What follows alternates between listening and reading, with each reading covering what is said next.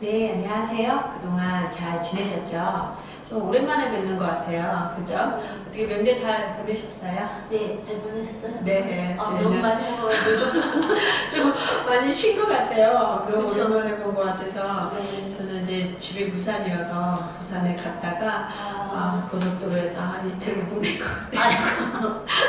근데 살이 안 찌세요? 명절 지났어도? 저희는 너무 감사한 게 차례를 안 지내요. 그래서 그냥 편히 잘 놀다가 그래도 왔어요. 살이 안 찌시는 것 같아요. 놀다가 와서 다행히 뭐 그냥 식구들 얼굴 보고 맛있는 거 먹고 이렇게 잘 좀 그동안에는 좀 친정 가는 거라 좀 편하게 쉬고 왔어요.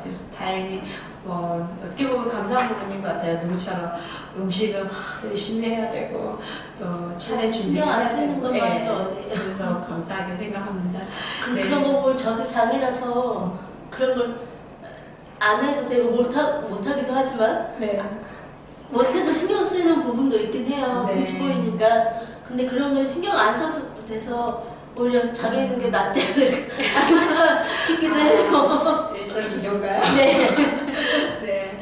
어쨌든 잘 보내셨죠? 저희 방송 청취자분들이 조금 많이 느신 것 같아요. 또 문의도 많이 주셨고 또 상담 요청도 또 간간히 들어오는 거 보면 많이 이렇게 애청을 해주셔서 정말 감사한 말씀 드립니다.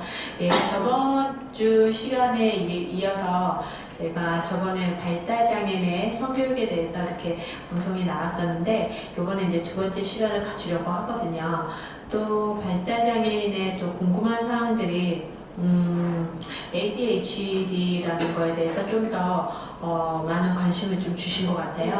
그것도 장애인에 속하는구나라는 것도 알게 되셨고 또 그런 제가 방송 취지하는 게 새로운 거를 또 알게 됨으로 인해서 예방 차원도 있고 또 준비하는 드리는 거니까. 네, 그래서 거기에 대해서 대처 방안도 할 수 있는 계기가 돼서 정말 감사한 것 같아요. 방송 자체가. 네. 그리고 저희가 가끔 장애인이라는 거에 대해서 저희가 조금 편견이라는 거를 좀 없애고자 하는데 가끔 편견 효과에 대해서 문의하시는 분들이 좀 계셨어요. 그동안에.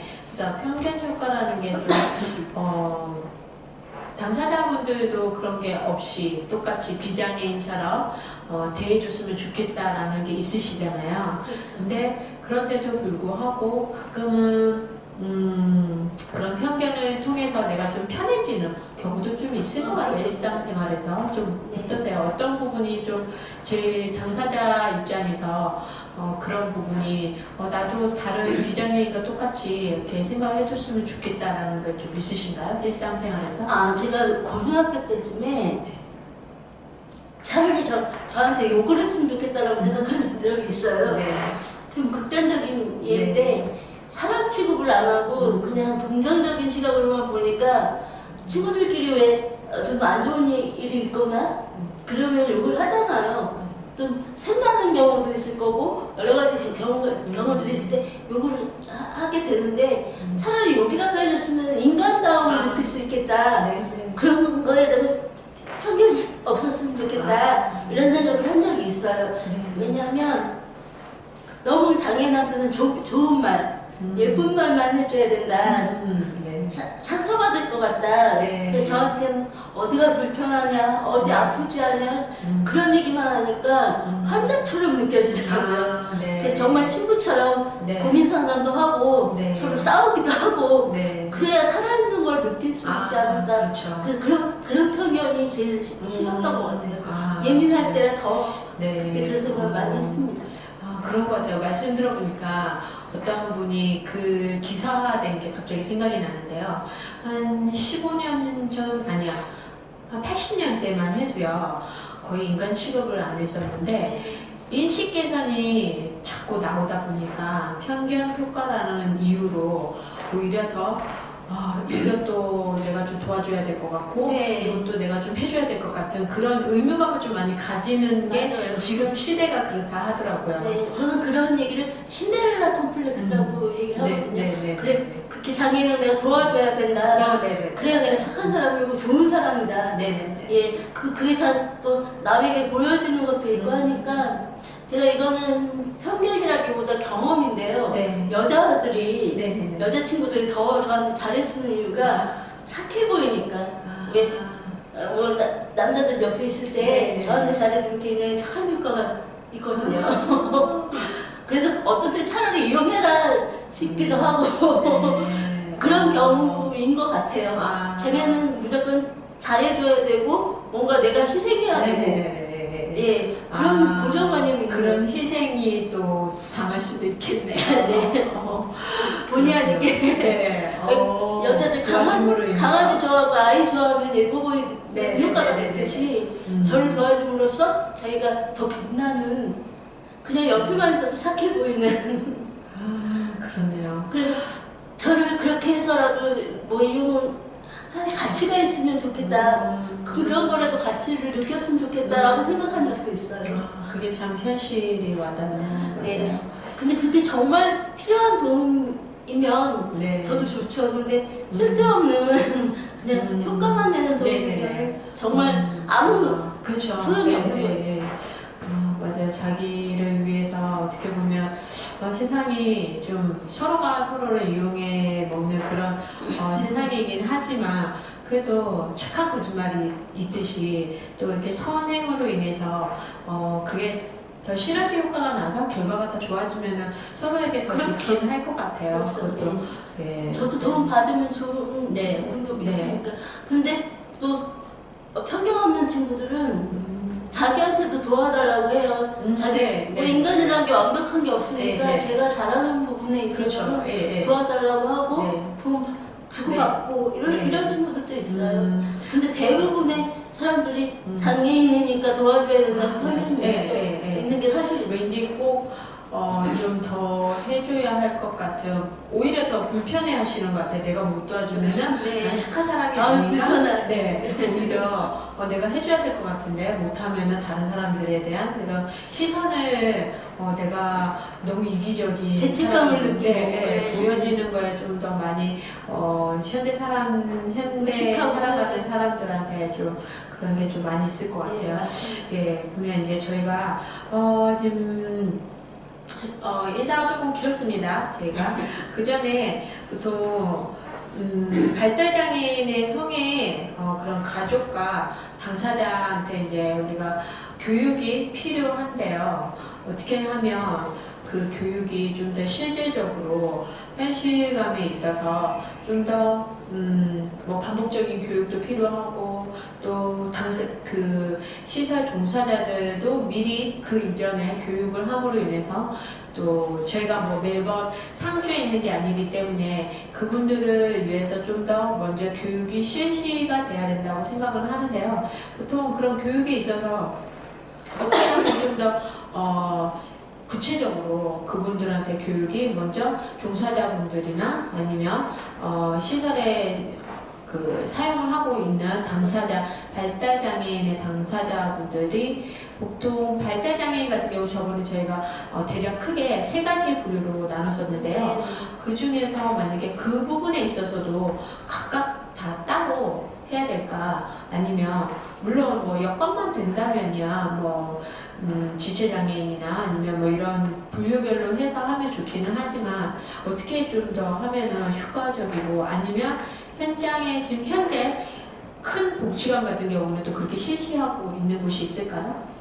현재는 전국적으로 봤을 때도 장애인 성원 관련해서의 세부적인 교육을 하고 있는 곳은 없는 것으로 알고 있고요. 특히나 뭐 세분화해서 개별적으로 뭐 이렇게 분류를 나눠서 하는 경우는 없고요. 일회성이 많죠. 일회성을 전부 모아놓고 강의를 듣고 뭐 한두 시간 정도로 끝내는 가장 기본 개념만 알려주는 그런 경우가 대부분이죠. 그 예산하고도 많이 관련돼 있어요. 네네네네. 그러면 앞으로 그 부분에 있어서 그렇게 다들 어쩔 수 없는 그 예산 때문에 그렇게 편성이 되고는 있지만 제가 제일 이상적인 교육 방법은 어떻게 하면 더 좋을까요? 예산이라는 게 사람이 그 예산 자체가 문제가 아니라 관심 정도가 문제가 있거든요. 예산을 따내려면 관심이 있어야 되고 그만큼 어필을 해야 돼. 예산을 딸 수가 있으니까 돈이 없는 게 아니라 정성이 부족한 거라고 생각해요. 그 정성 때문에 예산이 없는 거고 성 자체가 우리나라는 꼭 배워야 되냐 본능인지 아니냐라는 게 강해서 특히 남자분들은 내가 다 안다라는 개념이 강해요. 그렇기 때문에 더더군다나 장애인에서는 안 배워도 된다. 오히려 배우면 안 된다라는 게 그동안에 굉장히 심했었죠. 그래서 지금은 조금씩 가족 내에서 나아지고 있는 실정이고요. 우리나라는 특히 장애인, 중증장애인은 다 마찬가지지만 발달장애인 같은 경우는 부모하고 지내는 시간이 훨씬 많아요. 비장애인에 비해서 보호해야 될 그런 일들이 많으니까요. 그래서 가족 교육이 굉장히 중요해요. 가족들 성에 대해서 어떤 개념을 갖고 있냐에 따라서 아이한테 미치는 영향이 상당히 크다고 볼 수 있습니다. 그래서 특히 아버지들보다 우리나라 그 성적 역할상 엄마랑 지내는 시간이 많기 때문에 남녀를 막론하고 더군다나 성에 대한 그 교육이 제대로 이루어지지 않는 경우가 많이 있죠. 엄마가 뭐든지 교육을 하기 때문에 여성적인 걸로 편향될 수가 있어요. 성교육을 한다고 하더라도 아동 때부터 시작하는 게 아니라 청소년 시기에 아무리 발달장애 지능이 좀 떨어지는 지능의 수준이 낮은 장애인이라 할지라도 2차 성징이 나타날 때쯤에 본능적으로 성에 대해서 그 성징이 드러나게 되거든요. 그때서야 맞아 우리 애도 남자였지 여자였지 깨닫고 이거 큰일이네. 이걸 못하게 해야 되나 어떻게 해야 되나 이렇게 우왕좌왕하게 돼 있어요. 그래서 가족 교육은 될 수 있는 대로 엄마나 그 당사자보다 부모님이 같이 받을 수 있도록 그래야 공통적인 개념에서 아이에 대한 성 개념을 가질 수 있기 때문에 부모님이 같이 받을 수 있도록 권유하고 있고요. 또 기본적으로는 부모님 스스로가 성에 대해서 긍정적인 생각을 갖고 계셔야 돼요. 그리고 배워야 한다는 자세가 있어야 하고요. 성에 대해서 너무 오만한 자세보다 성에 대해서 겸손한 자세를 가지고 우리가 1, 2, 3, 4 배우고 기억내용 배우듯이 이렇게 성에 대해서 하나하나 배워가야 간다는 생각으로 해야 되고요. 특히 발달장애인 성은 반복 교육이 상당히 중요하기 때문에 그게 몸에 배도록 습관이 되도록 해야 되기 때문에 더더군다나 긍정적인 마인드가 그대로 어렸을 때부터 습관이 될 수 있게 해야 합니다. 그리고 지체장애도 마찬가지지만 부모님들이 발달장애 부모님들은 발달장애 아이들을 그냥 유아로 생각하는 경우가 많아요. 아이에서 머물러 있는. 그래서 그 장애인 부모님들과 대화를 해보면 발달장애인은 나이가 성인인데도 우리 애기가요? 우리 애기가요? 그렇게 말씀하시는 경우가 많은데 그게 머릿속에 박혀있기 때문에 단어가 그렇게 나오는 거거든요. 그래서 7살에서 8살 정도 아이가 되면 그때는 남녀를 나눠서 남자 아이는 도움이 필요할 경우에 아버지가 도와준다든지 여자는 엄마가 한다든지 이렇게 분리해서 그 나이 때 사람이다라고 인정을 하셔야 될 것 같아요. 그냥 아무것도 모르는 아이가 아니다. 이렇게 인정을 하셔야 될 것 같고요. 또 뭐 자위를 한다 하면 그런 방법도 어렸을 때부터 아무도 보지 않는 곳에서 손을 위생적으로 씻고 네. 해야 한다는 걸 반복 교육을 시켜줘야 네. 제대로 정말 성인이 됐거나 2차 성징이 나타났을 때 제대로 할 수가 있는 거죠. 맞아요. 그때 가서야 부랴부랴 하게 되면 네. 습관이 안 돼 있기 그렇죠. 때문에 네. 자기 자신도 놀랄 그렇죠. 수밖에 없죠. 네. 맞아요. 그리고 여성장애인 같은 경우는 네. 생리대 착용법 네. 그런 것도 음. 그 발달장애인 같은 경우는 답답하니까 그냥 생리대를 아무데나 막 버려버리거나 네네. 티를 흘리면서 네네. 다니는 경우가 꽤 많아요. 네. 그래서 어렸을 때부터 생리대는 답답해도 해야 된다. 네. 착용법도 알려주고 몸에 장애가 없으니까 알려주면 아무리 지적 수준이 낮아도 반복 교육하면 되거든요. 네네네. 예, 그렇게 어렸을 때부터 교육을 예, 시켜야 합니다. 맞아요. 그 말씀하시는 중간에 보니까 약간 경증 장애인에 대해서 말씀하셨는데 좀 어떤 보통 경증 장애, 뭐 중증 장애 뭐 이렇게 단어들이 좀 많아요. 네. 이게 어떻게 좀 그 기준이 있나요? 어떻게? 발달장애인의 경증, 중증은요, 네. 사람들 말을 어느 정도 알아듣고 인지하냐에 따라 좀 달라지고요. 네. 그리고 그 연령대, 전문적인 연령대가 어느 네. 정도냐 그런 건 이제 전문가분들이 네. 측정을 네. 하시는 거고요. 아. 그래서 사물을 인지하는 능력, 네. 또 하는 말을 알아듣는 능력 그런 걸로 경증과 중증을 판단하죠. 그래요.